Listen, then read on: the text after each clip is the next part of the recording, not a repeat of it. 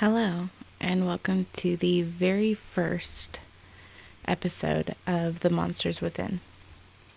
Now, before we start, I just want to say that this is a safe place. No commitment, no expectation, no fear or judgment. It's a safe place. And if you need to talk to somebody, email me at the monsterswithinpodcast@gmail.com or message me in the comments. I am awake more than not, and I will see them, and I am more than happy to help. Now, with further ado, let's get started. So today I wanted to talk about childhood and adolescence depression. I know, big topic, but it needs to be talked about because a lot of kids out there are suffering and their parents just don't realize that's what's going on. So we're going to talk about some of my personal experiences and how you can find the warning signs and help your kids and your teens cope with what's going on. Because it's all new to them. And they don't understand what's going on with their bodies or what's going on with their heads. We need to get them the help that they need so that they can succeed. Now, I am a mother. I have a beautiful 6-year-old daughter who is the reason that I get up every single day. And I can honestly say that if it were not for her, I don't think I would walk this planet anymore. So, at the age of 7, I was diagnosed with chronic depression. And that's really big for a 7-year-old. That's a really big word. Depression. What is that to a 7-year-old or a 6-year-old or a 10-year-old? That means they're always sad. They're always criticizing themselves all the time, thinking that everything in their life that is bad is because of them. And it's not. Kids are meant to make mistakes. They're meant to grow and learn from those mistakes as long as we give them the tools. I was born into a single mother family. And my mom worked. She worked hard, long hours to put a roof over our head and food in our stomachs and clothes on our backs. And my mom did a fantastic job. She did an absolutely wonderful job, and she did everything that she could for me. Now, at the age of 7, what is a parent to do? Take their kids to the doctor?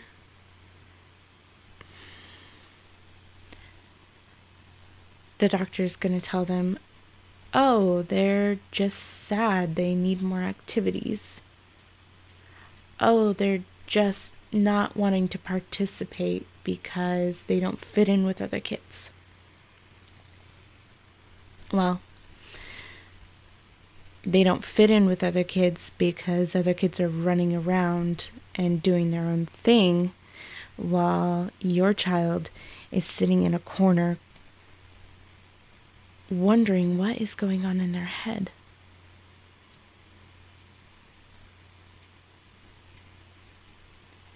I had a very vivid imagination as a child. So I never questioned why I was unmotivated. I never questioned my small life because I had the things in my head and a supportive mother to cope with these things. Now, my mom changed my diet. She worked all sorts of magic and did tons of research that I don't even know about to try to help me. And we found with me that sugars were my downfall. They were adding to all of the dopamine, all the epinephrine, all of the serotonin, and I would dump that quickly. So we stayed away from sugars. We went to a more clean diet.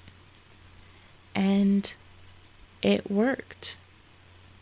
But then things like grandparents and fun trips and birthdays and holidays were all factored in, and you can only control so much.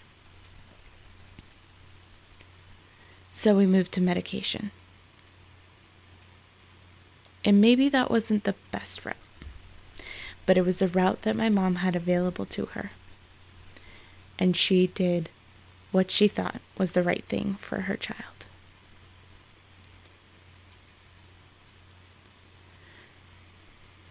Now, I'm not going to sit here and say that childhood and adolescence depression didn't affect me. It very much did, especially into my teenage years. And it affects me now. It affects how I interact with people. It affects how I go about my day-to-day. And it affects how I interact with my child.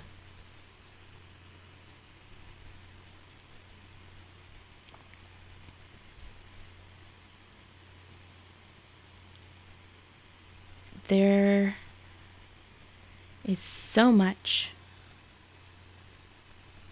that our childhood leads into. How we interact with other people, how we cope with situations, how we handle stress.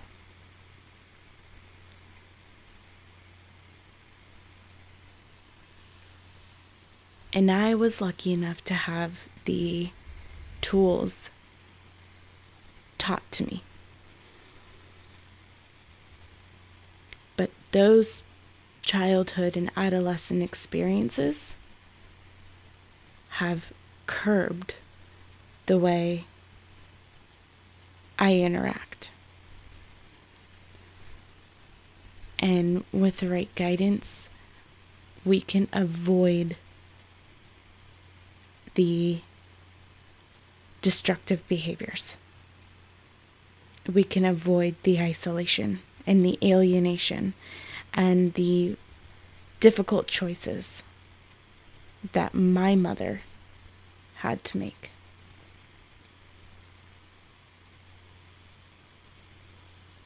All these experiences as a kid, as a teenager in high school, have all had a snowballing effect to the person that I am today. But it also gives me the courage to sit here and talk to you about this.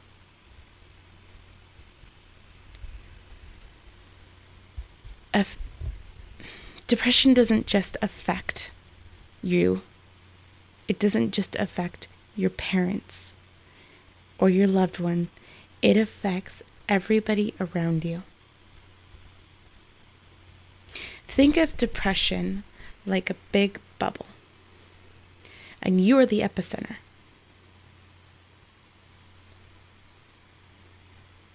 You interact with your friends and your family. Oh, you're seeming really off today.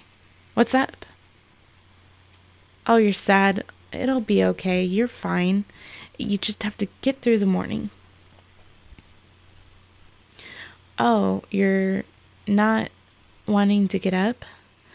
Well, you kind of have to because you have to go do this, that, and the other. Your depression and the way you handle it is what affects everybody around you. A perfect example of how it affects people. A few months back, I went out to a bar. Met some really cool people, and then I had a crush. And it was a very hard crush. I got into my car with the intention of ending my life.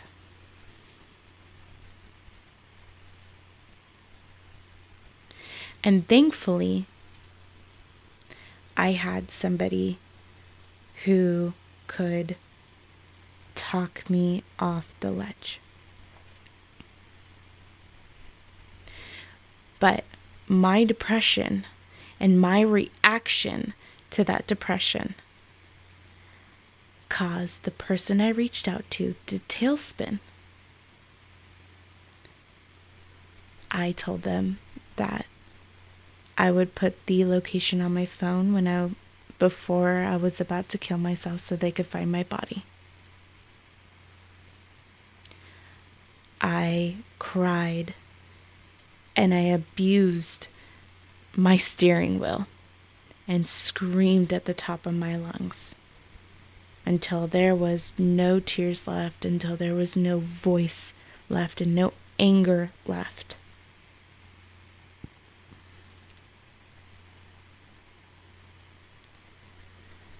Thankfully, be it a higher power or how things were designed to go, I was driving down a not so well-maintained road and I blew my front passenger tire. The person who I was attempting to avoid but screaming out for help realized the signs and they called the police. This person is not okay. She is in danger of hurting herself. I called up my friend. I told him that I busted a tire and that I would be putting a tire back on my car and going home. This person told me to stay in my car. He called the police and they would be there after he got there. When they arrived, they evaluated me. And the men and women who take these kinds of calls, I want to thank them for having the tact, the professionalism, and the understanding that they did with me that night. My friend fixed my tire, and he escorted me back home. But you see with that story, how my depression affected his actions. Now I could sit here and I could tell you a million different stories of how my depression has overflown onto somebody else's life. But if you're here, then you're thinking about how it affected the people around you. And you're going to realize that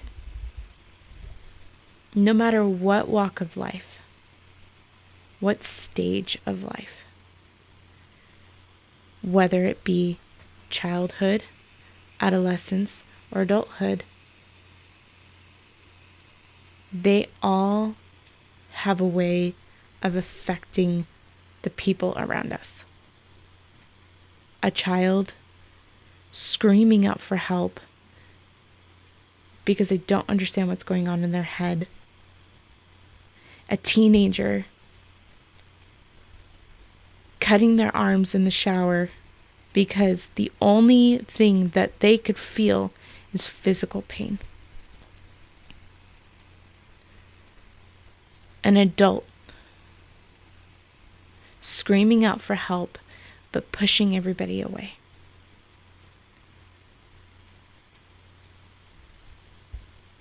I was lucky to have somebody come to my rescue.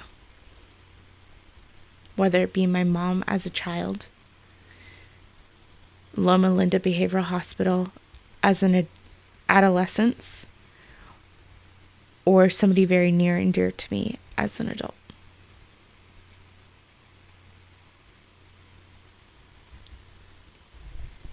It's a snowball effect. So, how can we cope? How did I cope? As a kid, I relied on my imagination because I didn't know anything else. I knew that my mom secured my meals and she gave me structure. As an adolescent, I had deputies, family friends, my grandparents, behavior hospitals to help me cope. And as an adult, I have my support system.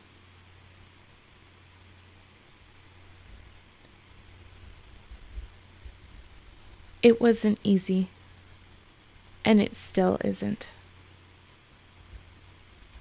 And it's never going to be. But I figured out that if I can figure out what it is that I want to do, that's going to help me decompress, move forward, and evaluate what's really going on in my head. There's my coping skill. Music. Wonderful, wonderful outlet. You put in those headphones, you turn on your favorite music, and you can just escape. A book can be a wonderful friend who says, okay, now it's time to tell my story.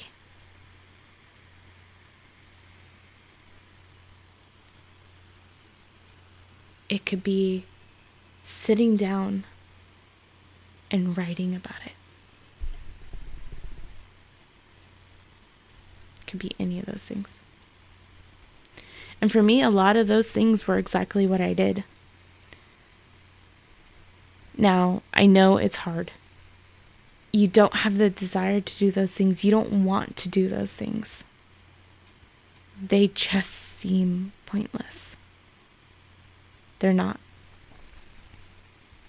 They're meant to keep you grounded. Now, you've heard some of my personal background on this. Maybe you're wondering, okay, What are some warning signs? Warning signs are so hard to interpret when you don't know what you're looking for.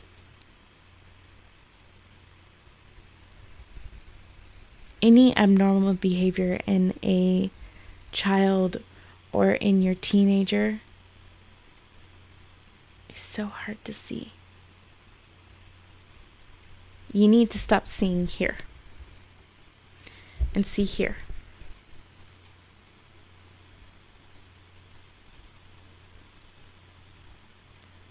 So, what are the things that you can be looking for? Well, here's a really big one. Motivation. Your kid is having a hard time getting out of the bed in the morning. They could possibly be suffering. Maybe you're just chalking it up to, oh, they're being lazy. Or they're being defiant. But have you sat down with them really and just listened? Just watch them.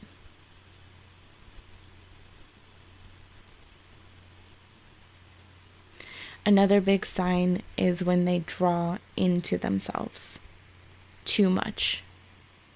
Now, I've got a 6-year-old, and she distributes no signs of depression, and I am extremely grateful for that. But I had a very dear friend who, from a young age, suffered.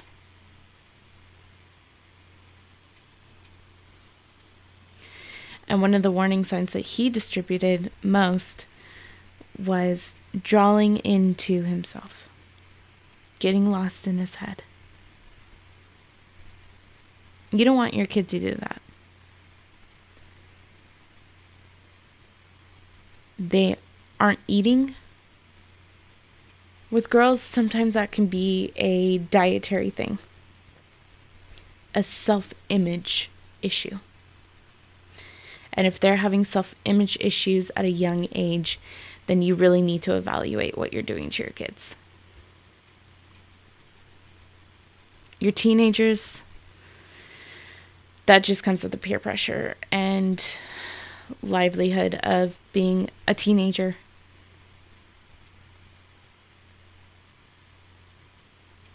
Is your kid being secretive about their body? There's a good chance that they're cutting.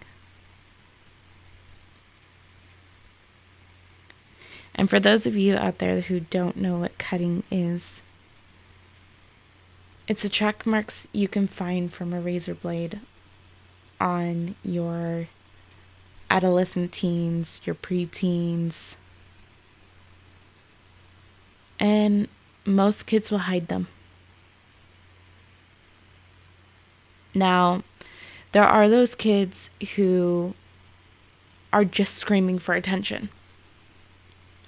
And those are the kids that don't hide the marks.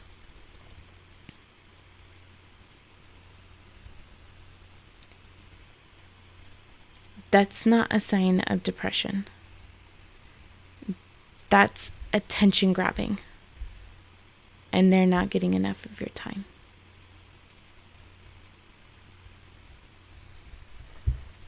So what can we do to help? Well, one, you can sit down with your teenager and have a very candid conversation about what's going on in their head. And get on their level. I don't mean slang and all that BS.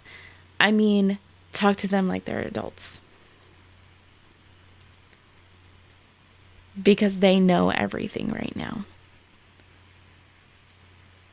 So, get on their level. If your teenager isn't very talkative about what they like or don't like, or antisocial, worm in with things that you know for a fact they like. And let the conversation roll from there. Now, with your younger kids, that's something I believe that needs to be a doctor's visit. Talk to their pediatrician. And even with your young adults, have their doctor or somebody that they can trust. Have them talk to them. Another way you can help is by not succumbing to these preconceived notions that, oh, it's just sadness. You'll be okay. Let's go. No, don't do it. Because what you're doing is you're saying,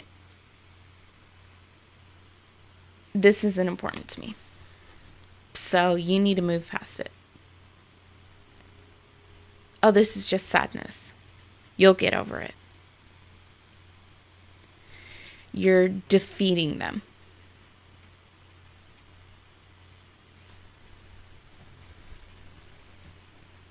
When was the last time that you truly checked up on your teen?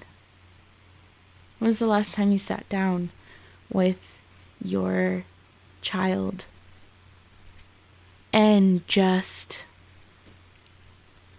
gave them the attention they needed?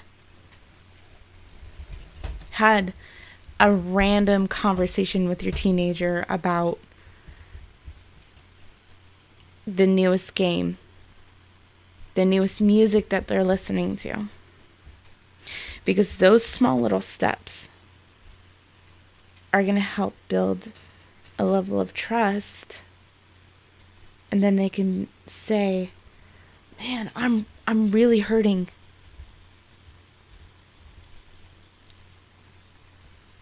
I can go to mom. Or I can go to dad. Or I can go to grandma and grandpa. Or I can go to whoever. Because they at least show some kind of interest in what's going on with me.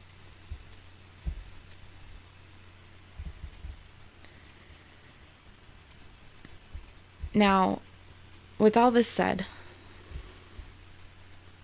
maybe you have a very aggressive child or teenager. There are appropriate actions to take.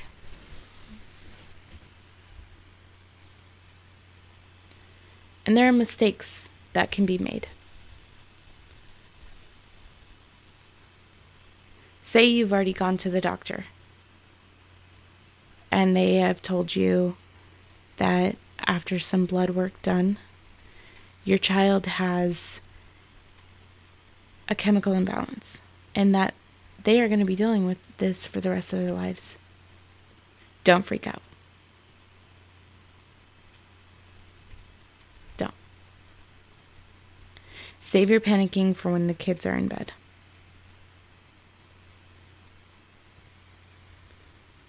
Do your research. These are all appropriate actions. Fact check.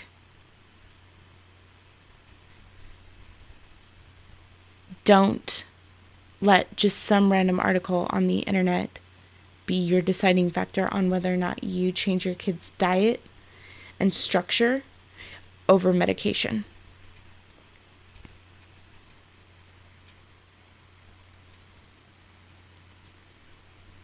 Don't force the pills.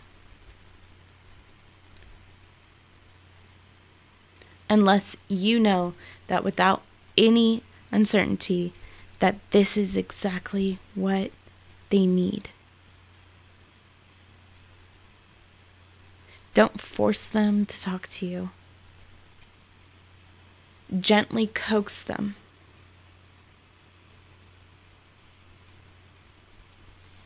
Because if you're too aggressive, that's what's going to happen. you're not going to be able to get through that wall. Validate their feelings. I know you're depressed, honey. And I know this is really hard for you. But I'm here. Big one. Oh my God, even as an adult, that is a big one. I'm here for you. What do you need? How can I help? And most of the time you're going to get, and I don't know.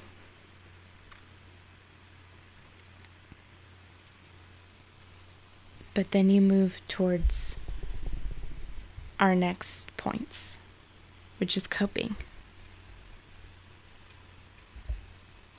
Now, I've mentioned stuff like hobbies. I've mentioned diet. I've mentioned structure. These are all really big ones. Really, really big ones. I have seen people with healthy habits get through some of the hardest times.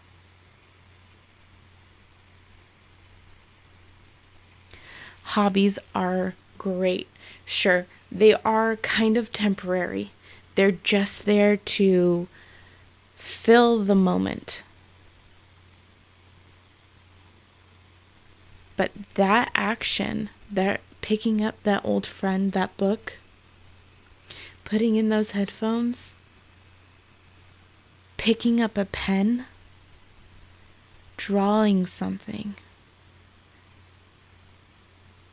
These are creative outlets to allow you, your kids, your teens to step back for a minute.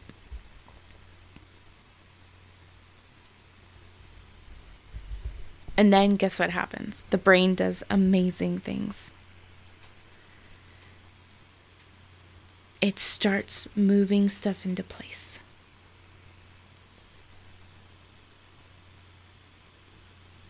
It starts evaluating what it is that's going on in their heads. Diet. This is huge. Parents, please. Diet is a huge thing. There are studies out there, and you can fact check this. There are studies out there that says a cleaner diet can alleviate cancer. It can help mental disabilities. Sugar is a huge one. It is an absolutely huge one. And I am living proof of that.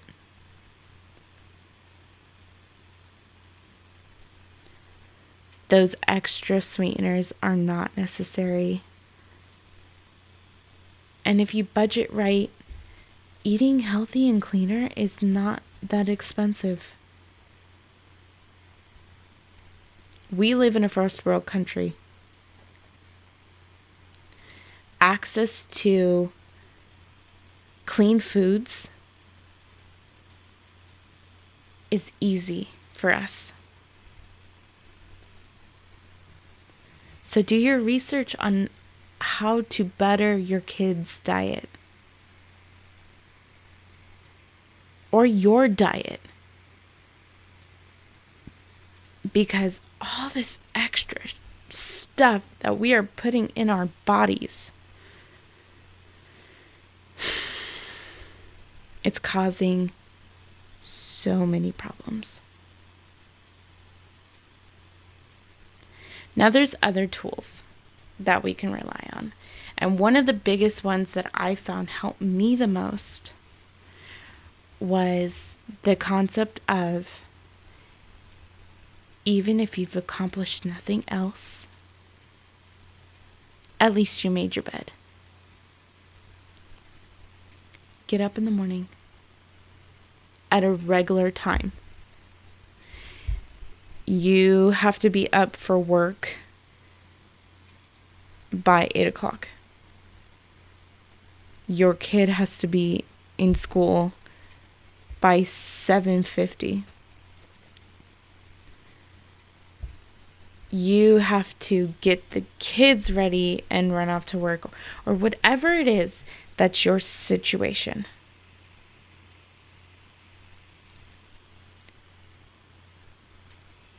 Find a regular time that you can go to bed at and wake up with. Get up in the morning, make your bed, get dressed. You feel like crap? Go put on some makeup. Do your hair. Put on some nice clothes.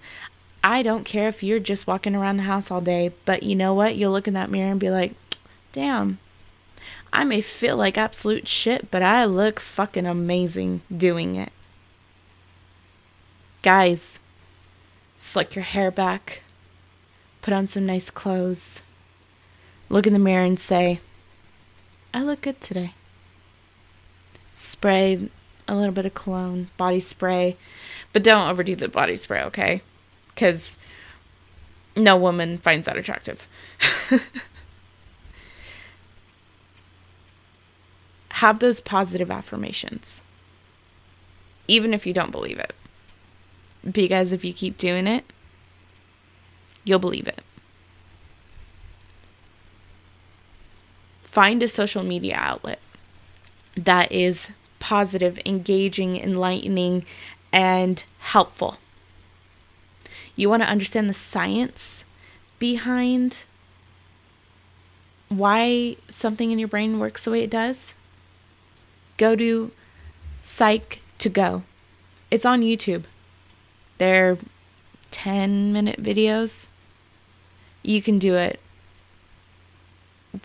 instead of watching that cat video or that video on how to DIY something, or facts that you didn't necessarily need to know but kind of cool to find out. You want positive, inspirational videos that show you how different people coped with different situations? 1-minute videos is an amazing outlet for that. Heck, go onto their website and post your story and see it get animated and see that your video, your story can affect other people in a positive way. Now, support systems are really huge, and I don't think that I really need to touch on this, but I'm going to a little bit anyways.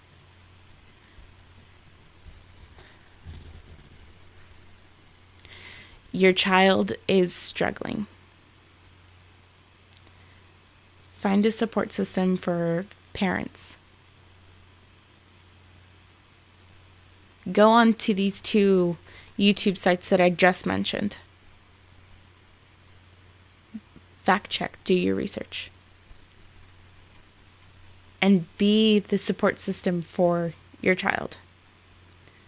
Teenagers, help guide them to make the right choices in friends that aren't going to demean them, who aren't going to degrade them. And maybe if you can't do that, maybe find a therapist. I know that in the state of California, children who are on welfare have access to county licensed therapists. And there are other ways of getting therapy for your kid. Find a outlet that they love and get them really involved in it. That could be their support system. other teenagers that they text, oh man, I am like so depressed right now. I don't even know what to do. You know what? I got you. It's all good. We'll work through this. Apps. I am in no way sponsored by this app, but I swear by Youper. And if you haven't checked it out, then you need to. It is a AI-based app. It talks to you about what you're feeling, and it works you through everything that you're feeling in a positive, constructive way. It gives you the opportunity to move outside of the narrow-minded thinking that is happening in your brain and get you to really critically look at what's really going on. What thought traps am I falling into? What goals can I set? Even if they're so much as just reading a book a month ago.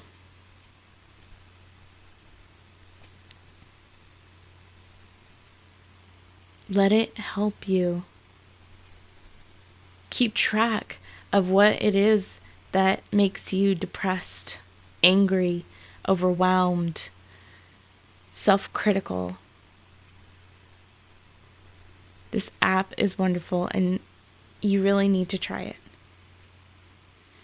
And I'll put a link in the description below for the two YouTube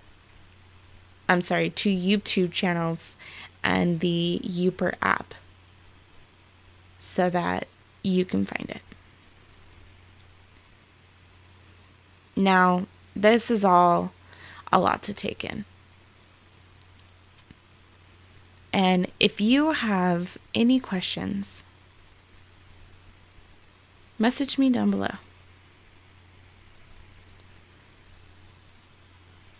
There is so much that we can do for ourselves, for our kids, and for the people around us. And if you're here, then you either got curious or you're taking the right step towards having very honest conversations about mental disabilities. So, no matter what you do today, no matter where you go, no matter what you experience, you are not broken. You are not damaged. You are beautifully wired. Be safe, and I'll see you guys next time.